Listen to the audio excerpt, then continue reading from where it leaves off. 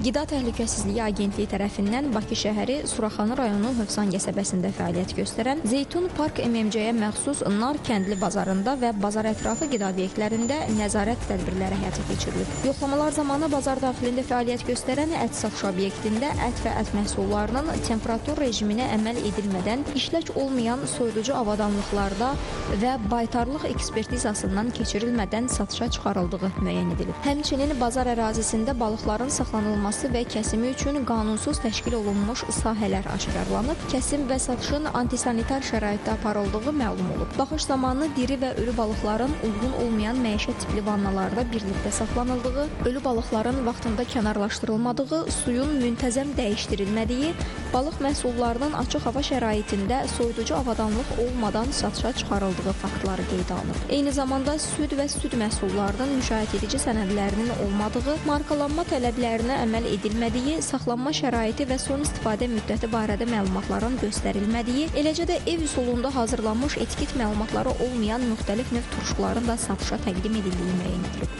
Aparılan yoxlama nəzarət tədbirləri çərçivəsində ət və ət məhsullarına, süd və süd məhsullarına, həmçinin turşu məhsullarına baxış keçirilmiş və bir sıra nöqsanlar aşkar olunmuşdur. Aşkar olunmuş nöqsanlar ilə əlaqədar olaraq bazar rəhbərliyinə icrası məcburi göstərişlər verilmişdir.